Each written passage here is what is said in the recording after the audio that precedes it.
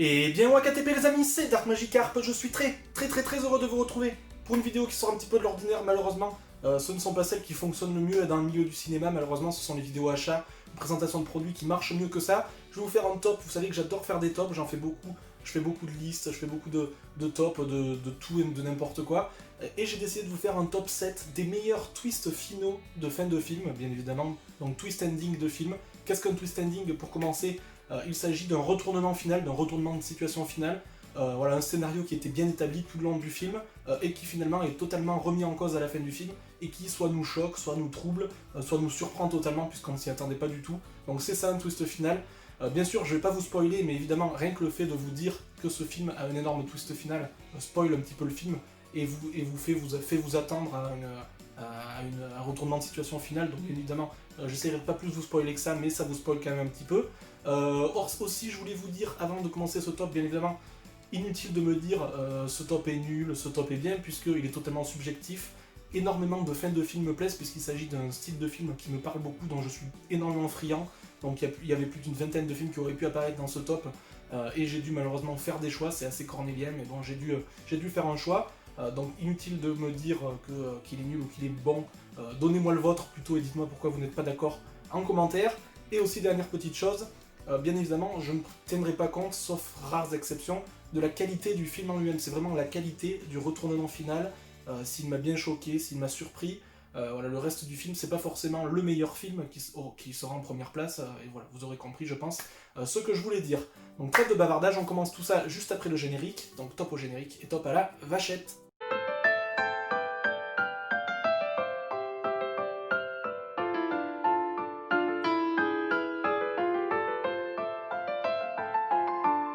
Avant d'aller dans le vif du sujet, puisque c'est un top 7 vraiment dans l'ordre, et le premier étant vraiment mon top 1, j'ai décidé de mettre encore une fois quelques mentions honorables, donc voilà, j'en avais mis beaucoup au début, voilà, j'ai essayé de sélectionner de façon un petit peu plus drastique pour pas vous en donner trop. J'ai mis 3 mentions honorables qui auraient mérité de figurer dans mon top 7, mais qui n'y figurent pas malheureusement, parce qu'il manquait un petit quelque chose. Le premier, il s'agit de Hurler de peur, sorti en 1961, donc voilà, je vais pas m'étendre sur chaque film, mais celui-ci, il a failli y rentrer avec un triple, voire un quadruple retournement, ça c'est assez rare pour le souligner. Donc voilà, il m'a moins marqué que certains autres, c'est pour ça qu'il ne figure pas dans ce top, mais il a la particularité d'avoir au moins un triple retournement tout au long du film, puis le retournement vraiment final. Donc un film de 1961, film à énigme, thriller, vraiment, avec l'ambiance années 60 qui donne un aspect encore plus rudimentaire et un aspect encore plus angoissant au truc. Donc là c'est vraiment tout ce que j'aime, donc je vous conseille ce Hurler de peur, qui est vraiment un très bon film de surcroît. Autre film qui paraît, 2 autres films dans les mentions honorables un petit peu plus récents, donc dans ce chef-d'œuvre de 1999 qui est Sixième Sens. Voilà, Sixième Sens, vous connaissez tous ce film je pense. Alors là, il est aussi bon au niveau de sa qualité du film qu'au niveau de son retournement final. Vous connaissez tous celui-ci, je pense que j'ai pas besoin de m'y attarder dessus. Voilà, un film fantastique, très bien amené, très bien réalisé, un scénario parfaitement cousu de fond en comble on va dire, et un retournement final qui en a surpris plus d'un je pense. Et enfin, j'ai mis un film aussi, je pense que tout le monde apprécie, sorti en 2010, me semble-t-il, il s'agit de Shutter Island. Vous connaissez aussi tous ce film. Il est aussi bon dans son retournement que dans tout le film. Voilà, des acteurs pharaoniques, un scénario parfaitement cousu jusqu'au bouquet final, j'ai envie de dire. Donc voilà, ces 3 films qui auraient pu être dans ce top. Donc Hurler de peur, Shutter Island et Sixième Sens, qui auraient pu y apparaître largement, mais qui malheureusement n'y figurent pas. En 7ème position, un film qui fait aussi partie de mes films favoris de tous les temps. Il s'agit encore une fois d'un film des années 60 avec un duo absolument formidable, on va dire un duo typique des années 60, le duo Cary Grant-Audrey Hepburn dans le film de Stanley Donen, Charade, sorti en 1963. Charade, un de mes films favoris, donc il est aussi bon aussi dans sa qualité scénaristique que dans son twist final. Encore une fois, un duo qui fonctionne du tonnerre. Une thématique peu abordée aussi, voilà, je ne vous spoil pas, mais une thématique très peu abordée dans les twists finaux. Voilà, une ambiance années 60 absolument à couper le souffle. Voilà, c'est vraiment un thriller digne d'Hitchcock, voilà, un thriller hitchcockien. Tout ce qu'il y a de plus classique, mais tout ce qu'il y a de plus efficace aussi. Donc je vous conseille largement ce Charade, qui est en plus un superbe film à énigme. Voilà, c'est une charade en fait, tout simplement. Un film à énigme, thriller, policier, sous fond d'enquête, un petit peu original, vous verrez. Ça vaut vraiment son pesant de cacahuètes. Donc je vous le conseille. En 6ème position, on change totalement d'époque, on change totalement de type de film aussi. Il s'agit de Les Autres, du fameux réalisateur espagnol Alejandro Amenábar, qu'on ne présente plus, avec une Nicole Kidman des grands jours, voilà, dans son rôle principal assez exceptionnel. Là, c'est un film plutôt épouvante, fantôme, voilà, épouvante, thriller, horreur. Alors, thématique abordée très classique, mais tellement bien amené ce twist final que je me devais de mettre dans ce top là, donc sorti en 1999, les autres. C'est un grand classique aussi, je pense que quasiment tout le monde l'a vu, surtout tous ceux de ma génération, là, voilà, du début des années 90, je pense que vous avez tous vu ce film, et que vous l'avez vu, peut-être même qu'il vous a traumatisé, je pense, mais c'est un film parfaitement réalisé. On sent la patte Amenábar aussi dans ce film, on sent la patte du réalisateur espagnol, et la fin est aussi surprenante que réussie, donc voilà, je vous le conseille également. 6ème place, il le mérite amplement. En 5ème position, un film un petit peu moins connu, mais que je vous conseille, c'est peut-être même le film que je vous conseille le plus de cette liste, tant il est atypique et spécial. Il s'agit du film d'épouvante thriller espagnol, encore une fois, voilà, de Pedro Almodóvar, sorti en 2011, La piel que habito. Alors là, un film avec Antonio Banderas notamment. Alors là, une thématique, je pense, quasiment pas abordée dans le cinéma, à part peut-être le film, je crois, dans les années 60, Les yeux sans visage, voilà, ça s'apprête un peu à ce film-là. Une thématique exceptionnelle, une bande-son exceptionnelle. Voilà, la patte Almodóvar est là, voilà, une bande-son un petit peu au violon, vraiment hispanique, voilà, style hispanique bien évidemment, et un scénario à couper le souffle, voilà, une tension, une bande originale, une originalité, un twist final qui n'en est pas vraiment un. Voilà, il monte en puissance et il est un petit peu plus tôt, on va dire, qu'un twist final. C'est moins tardif qu'un twist final, mais on ne s'en doute pas du tout.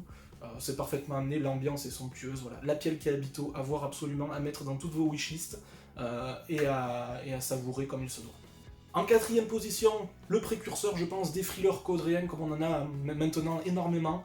Voilà, dans le plus pur style des thrillers coréens. Il s'agit de Old Boy, sorti en 2003, bien évidemment. L'original du célébrissime et de l'extraordinaire, j'ai envie de dire, Park Chan-wook, que je ne présente plus non plus.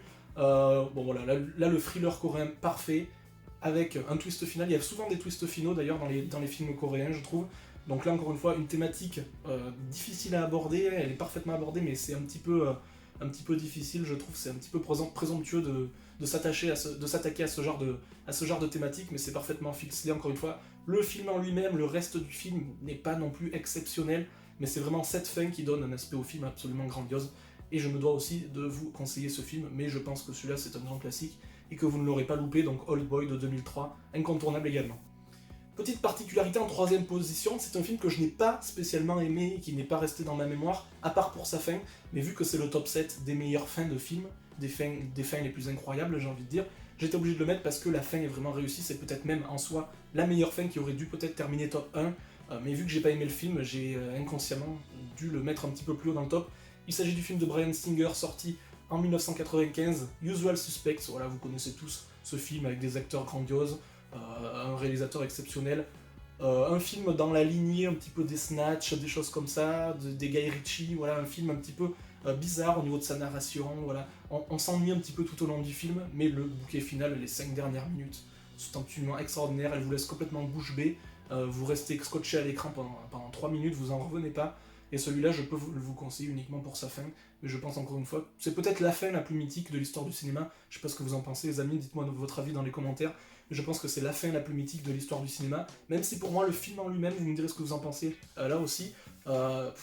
C'est pas qu'il est pas bon, mais c'est pas ma tasse de thé. Voilà, je me suis un petit peu ennuyé, mais Usual Suspects se devait d'être dans le top 3, donc sur la 3ème marche du podium. Il a été très difficile de choisir entre les 2 premières places, les amis. Ils sont quasiment à égalité pour moi, même si le premier est très légèrement au-dessus. En 2ème position, il s'agit d'un film de 1955, donc en noir et blanc, bien évidemment. Un thriller dans le plus pur style français, d'Henri-Georges Clouzot, avec notamment Simone Signoret, Paul Meurice, Michel Serrault et j'en passe et des meilleurs, Vera Clouzot également, qui joue le rôle principal.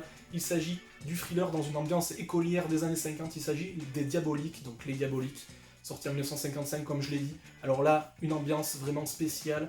Le fait que ce soit en noir et blanc donne encore une fois une ambiance. Moi j'adore les thrillers, les policiers, les films d'enquête, les films un petit peu d'angoisse en noir et blanc parce que je trouve que ça donne un aspect encore plus fort, encore plus choc. Moi j'ai toujours une espèce de sentiment malsain, malaisant, angoissant quand je vois des films des années 50-60 en noir et blanc. Je sais pas ce que vous en pensez, mais ça donne un aspect encore plus charmant. Dans cet univers écolier, voilà, un thriller encore une fois à énigme, policier, d'enquête, parfaitement ficelé de A à Z. Le retournement final est juste somptueux, le film est somptueux en lui-même, des acteurs grandioses, j'ai envie de dire l'âge d'or du cinéma français, malheureusement on n'en fait plus des comme ça. Voilà, Les Diaboliques, à voir également si vous l'avez pas vu, il est juste extraordinaire. Et enfin mon top 1, un petit ovni, un film très peu connu, à part des spécialistes du film de genre, du film d'horreur, je pense qu'ils connaîtront ce film, du célébrissime Dario Argento, donc le réalisateur italien des années 70-80, et il s'agit d'un de ses derniers grands films, j'ai envie de dire, voilà, sa grande période, c'est les années 70, début des années 80, après ça s'est un petit peu effondré, j'ai envie de dire. Il s'agit du film, voilà, un thriller avec un écrivain, avec un livre, avec ce genre de choses, sous forme de giallo, voilà, dans le plus pur style italien, un petit peu kitsch, un petit peu vintage, il s'agit de Ténèbres, voilà, tout simplement. Le film Ténèbres, je suis un grand fan de Dario Argento, je suis un grand fan de ces films de genre, puisque tous ces films se fondent un petit peu, vous me direz ce que vous en pensez les spécialistes, vous me contredirez si c'est le cas, si c'est pas le cas, mais c'est toujours un peu, voilà, un thriller, un mort en début de film dans des univers un petit peu différents, et on suit le schmilblick jusqu'au bouquet final, en fait on sait pas nous jusqu'au bout qui est le coupable, dans un univers toujours kitsch, sombre, vintage, avec des musiques électro d'époque, voilà, c'est ringard mais c'est juste magnifique, avec du sang rouge fluo, enfin j'en passe des meilleurs, et ce Ténèbres est absolument digne d'une adaptation de Stephen King, des grands jours, voilà, c'est juste tout ce qu'il faut. Alors certains trouveront le film nanardesque, mais pour moi il est exceptionnel, il y a encore une fois un double retournement final. Voilà, regardez ce film Ténèbres, et tous ceux qui sont spécialistes de ce genre de film, je pense, seront d'accord avec moi. Donc ce Ténèbres qui trône en première place du podium, et c'est largement mérité, puisque c'est la fin qui m'a le plus marqué de l'histoire du cinéma, je pense. Donc voilà les amis, j'espère que cet exercice périlleux vous aura plu, j'espère que j'aurai réussi un petit peu à remplir mon contrat, et c'est pas toujours évident, c'est plus difficile à monter, c'est plus difficile à tourner, on n'est pas toujours récompensé par ce genre de vidéo, mais c'est ce qui me tient à cœur, voilà, j'aimerais en faire plus, mais malheureusement le temps me manque un petit peu, ce genre de top là, le top de tous les tops que vous aviez vus dans mon sondage, et voilà. Merci à tous ceux qui avaient répondu d'ailleurs au sondage, j'ai oublié de vous le dire. Dites-moi ce que vous pensez dans les commentaires, dans l'espace des commentaires, pardon, de mon top. Dites-moi aussi vous, alors ça m'intéresse beaucoup, au moins vos 3 twist ending favorites, et voilà, il y en a énormément. Vos 3 fins de films préférés qui vous ont le plus choqué, qui vous ont le plus marqué, on va dire. Ça m'intéresse de savoir ça en commentaire. Le petit pouce bleu ou le petit pouce rouge, encore une fois, vous êtes les seuls décideurs de la chaîne, donc vous faites absolument ce que vous voulez, ça ne me dérangera pas. D'ici la prochaine vidéo, comme d'habitude, sortez couverts, portez-vous bien, et puis salut, salut!